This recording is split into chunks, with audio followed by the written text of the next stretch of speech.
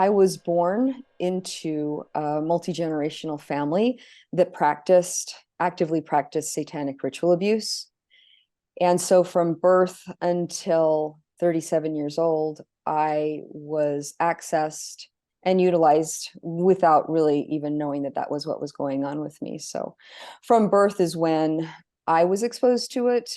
I was also exposed to and brought into it on a more organized level through the Mormon Church. So my family were members of the Church of Jesus Christ of Latter-day Saints, and also the behind the scenes underground organization of the blood cult that actually runs that church. And so through a series of some different testing, one of which was actually through me being on Romper Room. And so as the children on that particular show, and me in particular, I can speak for myself, were recorded and studied. From that, I was chosen by a high-level member of the Mormon Church who was actually in the highest level. There's what they call the general authorities, and then the first presidency is the president and his two counselors. So at the time, it was a member that was actually was a general authority that did choose me to be one of the children that he owned. And so I would be delivered to the church administration building in Salt Lake City. And that would happen often. And that began when I was around 5 years old. And that continued until we moved to Texas when I was in, I think it was 1980, 81 when that happened. So I was in ninth grade. So from about 5 years old to 14, 15 years old, I was being accessed and utilized by not only my family and other people in the community or members of the blood cult community. I was also part of rituals and ceremonies with the highest level of the Mormon Church administration. Typical experiences could range anywhere from, I want to say, incest. That would be in a familial setting. So from incest all the way to human sacrifice. I witnessed animal sacrifice. I was part of rituals where children and teenagers and adults were ritually sacrificed and killed. I was made to drink blood. I was made to eat human flesh. I was also part of rituals that were specific to mind control, specific to splitting me off, so creating multiple personalities.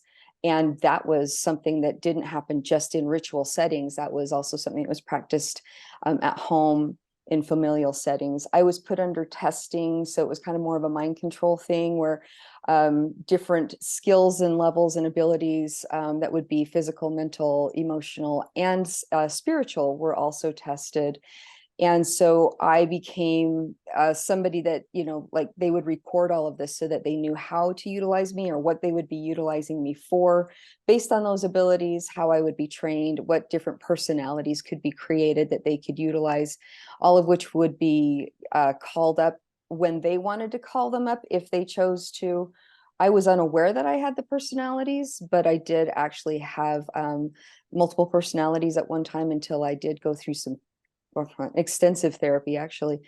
I witnessed in the family, I would witness things that were there to reinforce the mind control training. A lot of times going to church every Sunday, the ceremonies and the trauma and the programming and the conditioning would be reinforced. So to give you an example, it would be like if I was going to be taking, it's part of the ceremony at the Mormon churches, you would be taking sacrament, and the sacrament was drinking the blood of Jesus and, taking the bread that would represent his blood or his flesh. And there had been ceremonies that I was a part of where somebody was sacrificed and I was told that it was Jesus, and we would have to drink the blood and eat the flesh of the person that had been sacrificed. And so those kinds of ceremonies intentionally are focused and created to further push those traumas into a victim and into, in my case, into me. And then another thing that was always present was a sexual violation. So typically it was a rape. That kind of violation pushes the conditioning and the programming into the child even further. So they actually utilize very systematically and very mechanically, they utilize anal rape in order to drive in the programming and create multiple personalities. Vaginal rape is going to be utilized an intense amount of pain, in addition to seeing really traumatic, terrifying events. There were experts that were doctors, a surgeon in particular, that would utilize surgical tools such as scalpels that would leave very, very, very small incisions that would not leave scars, but would also be very, very painful to remind you, kind of like paper cuts. And every time I would, like walk or I would bump that wound until it was healed, I internally and subconsciously would be reminded of the incident or the moment or the series of events that had happened to push in even further that trauma. So everything that is done is calculated, is planned, and is done in a way to maintain control of the victim. The ceremonies that I was a part of ranged anywhere from my own home to private residence, private properties, church-owned properties. So the temples were places that this would happen at, church houses. I even had ceremony at a Catholic cathedral. There were underground tunnels that I had experienced ceremonies in. There's private rooms, cemeteries, even a university. There's underground rooms, facilities, connected places that the public isn't necessarily going to see. It allows them to kind of move around and move victims around unseen and undetected. They would cross borders onto private land. So when I was affected in Mexico, we went from Texas into Mexico, and that was the ceremonies that were done. That was out on private land, out in the desert. So there have been ceremonies where it's been on private land, that it's been surrounded by trees, and even in stage settings where it would be like, although it was a private building, it was still like a theatrical set. BYU is a place that I experienced some of the trauma and the programming.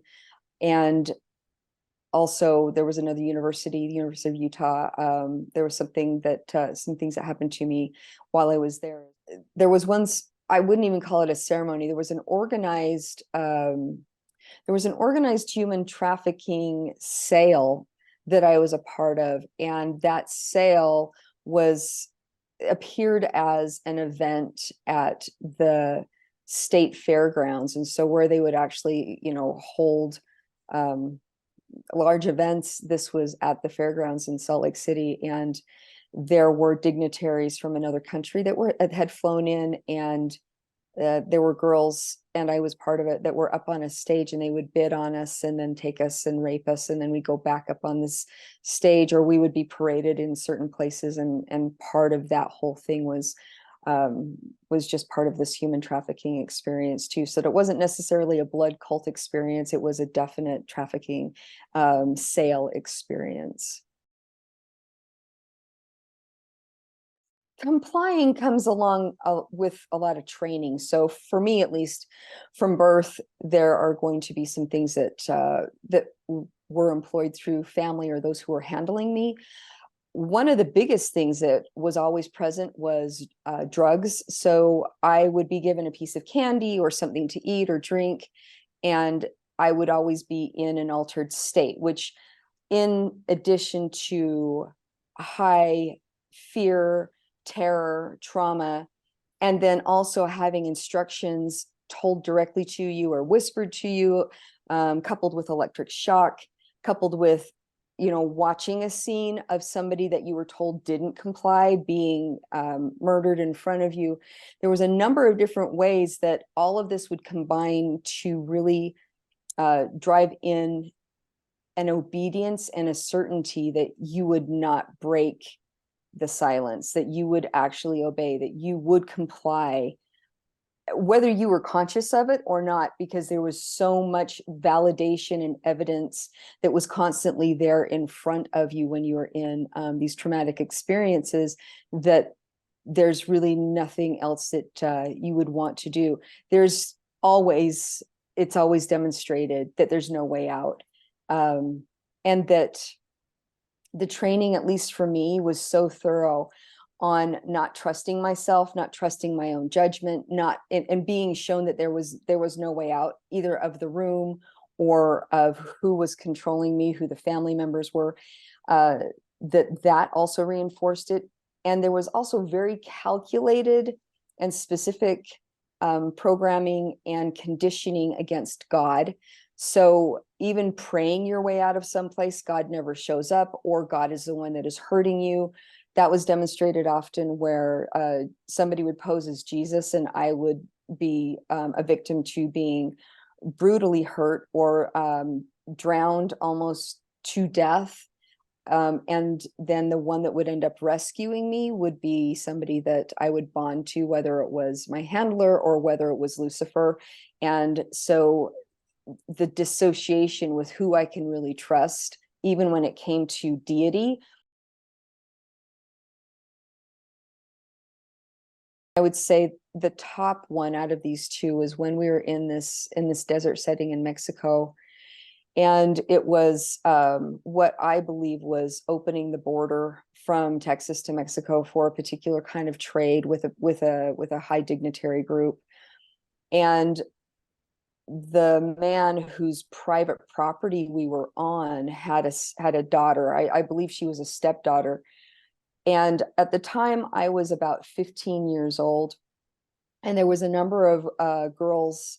We were trucked over. We were put in a truck. It was it was created really brilliantly. We were in a meat truck. So the refrigeration truck, there were sides of beef that were actually near the back. So if they were ever stopped and they opened up the back, you could see, or somebody inspecting it could just see, oh, it's just a truck with sides of beef. However, the girls were near the front of the truck, of the trailer, and we were also all drugged, all passed out, and we were hanging in these sacks as well. So we would could appear as these sides of beef as well. And so as we were deposited and dropped off in this place, they had created this really amazing, huge area with glamping tents, and there was an altar there, and there was a lot of activity there. But at the height of this dedication, I remember they had created a ceremony. There was chanting, they wore robes, and they called the girl out, this daughter or stepdaughter, out of the tent, and she came out dressed all in white. She was probably one of the most beautiful things I'd ever seen now. And I was also under the influence of drugs too. So it was there. It was hazy, but I was also very clear on what I was seeing. And I remember her walking up to this altar and getting upon it all by herself. And then at a certain point, they handed her this gold dagger, and she plunged it into herself, almost like a self-sacrifice. And that still within me, that was that was so alarming.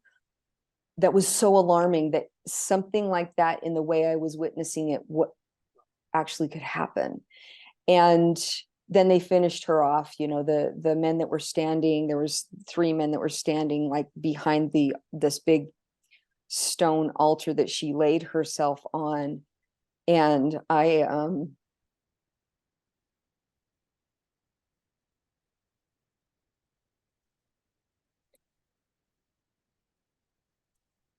think maybe After all the ceremonies that I had seen and witnessed, there were more ceremonies that I could say had happened to a victim. But in this case, to see that she was clearly not herself, clearly in this daze, but clearly following through on these instructions, almost like she was on some kind of hypnotic, I don't know what to call it. I've actually since then researched and studied and found that there is a particular drug where that you would actually do whatever you were told, and you couldn't, you can't deny it. You can't refuse it, even if it is to take your own life. And in my mind, that made sense to apply it here. But it still affects me. And later, by some kind of interesting turn of events, I found out through another victim who happened to be related to this man that owned that property, because it's a Mormon community. And so this is years and years later. I found out that he did have I think it was a stepdaughter that had died, and they called it an accident, that he and she were out riding the fence line in Mexico, and the horse got spooked and threw her, and she was thrown onto a fence and impaled, and that's what everybody took as the reason why she was killed, and how tragic that was, and how distraught he must have been and brought her back. When in reality, I witnessed one of the worst ceremonies I've ever seen in my entire life or history through this. The message I would share with everybody is to really understand that your own self-led healing is the most important thing that you could possibly do. Get to know who you are, what it is that is driving you. I guess, we all have our own memories, whether we remember them or not. We all have our own traumas. They don't have to be as extensive as this, but you are worth it. You are worth doing this work. I became my own inner archaeologist, and I have all my answers. I healed and have become the person I am now in such a more empowered place, because I actually found the answers within me, and I watched myself, just by getting these memories, heal from them, not even going after whatever I didn't even know I was going after. But the empowerment, the healing, and the life-changing life I'm leading now, and experiences that I have in front of me and that I can look at behind me, are just so much different, because I took the time, and I'm still continue to take the time to do my own self-awareness and self-healing. And so my message is, you're worth it. My message is, be your own inner archaeologist. Learn and do whatever you need to do to just be the most aware, most thorough, cohesive person that you are, and just know that it's possible. If you have like multiple personalities like I did, it is possible to have them be integrated, and to be a sovereign, be a person that is brought together as one. You might hear that false memories are a thing. You might hear that it's not possible to integrate. You might hear that all you have to do is cope, and that's not true. I'm here to tell you that it is so possible to heal and to be really well adapted just by doing your own work. So I feel like it's worth doing. It's so important.